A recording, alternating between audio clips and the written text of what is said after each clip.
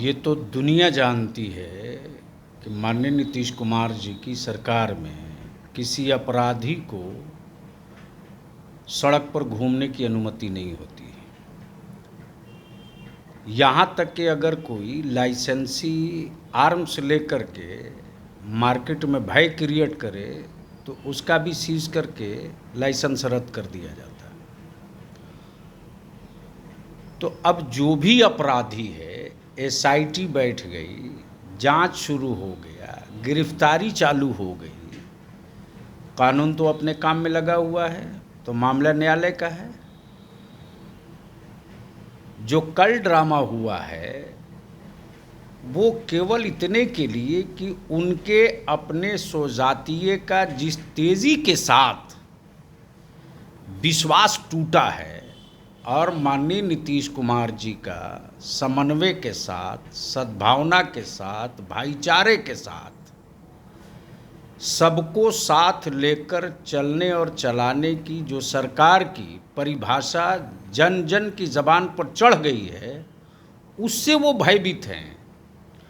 वो अपने स्वजातीय में खोए हुए विश्वास को फिर से प्राप्त करने का ये एक असफल प्रयास का रिहर्सल था, बाकी कुछ नहीं है।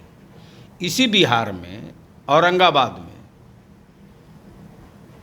कोरोना वायरस टेस्टिंग के लिए जब हमारे मेडिकल टीम के और सरकारी जो अमला गए, उन पर उन्हीं के लोगों ने जमकर पथराव किया, मारा, गाड़ी क्षतिग्रस्त किया। उस पर भी वो उन अपराधियों पर कार्रवाई करने की बात नहीं कर रहे हैं, प्रशासनिक अमला पर कार्रवाई करने की बात कर रहे हैं। इसी जमुई में पिछले 6-8 महीने के अंदर अंदर उन्हीं के स्वजातीय ने 6 से 7 मुस्लिम अल्पसंख्यकों पर बड़ा अत्याचार किया और कानूनी कार्रवाई के माध्यम से वो लोग चल रहे हैं, लेकिन उस पर तो वो कभी नहीं निकले। कहीं किसी दूसरी जाति के लोगों का पर कोई मामला हो तो वो नहीं निकलेंगे।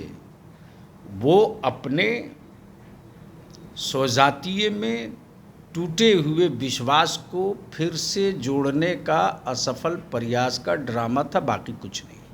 अरुण यादव इनके संदेश के विधायक हैं, उन पर भी कई तरीके के आरोप लगे हुए हैं, फरार चल रहे हैं।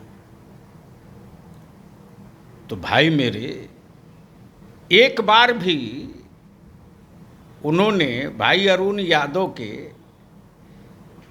इस कार्यशैली पर कभी कुछ बोला? न प्रेस में बोला, न सदन में बोला। क्यों? इसलिए कि वो उनके अपने हैं।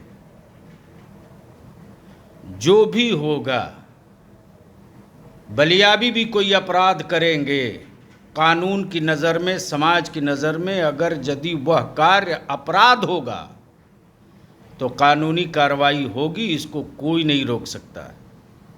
यह स्पष्ट है। एक आखिरी सवाल सर, जीतन राम मांझी ने कल जो 10 सर्कुलर रोड पर हुआ उसका समर्थन नहीं किया। पुराने सहयोगी आपके रहे हैं जीतन राम मांझी, क्या लगता है फिर जीतन राम मांझी का दिल डोल रहा है क्या? पूर्व सीएम हैं, वरिष्ठ नेता हैं, अब उनकी बातों पर हम क्या कोई टिप्पणी दें? मुस्कुरा रहे हैं आप सर।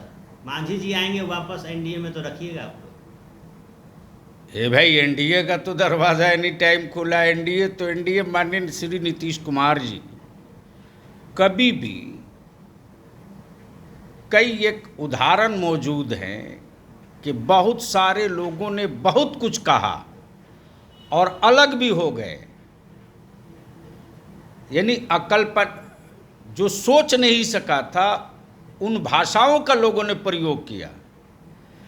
जब चारों तरफ से लोग घूम टहल लिए तो फिर आए तो उन्होंने एक्सेप्ट किया, कबूल कर लिया। नीतीश कुमार जी का दिल बहुत बड़ा है, वो बदले की भावना नहीं रखते हैं।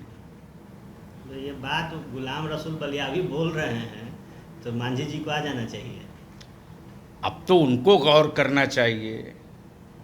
जो हमारे नेता का, अब मुझसे ज़्यादा अनुभव उनको है, और जो बीता हुआ इतिहास है, आप भी इस पत्रकारिता में बहुत समय से हैं, तो बहुत उतार चढ़ाव, बहुत कुछ देख चुके हैं आप।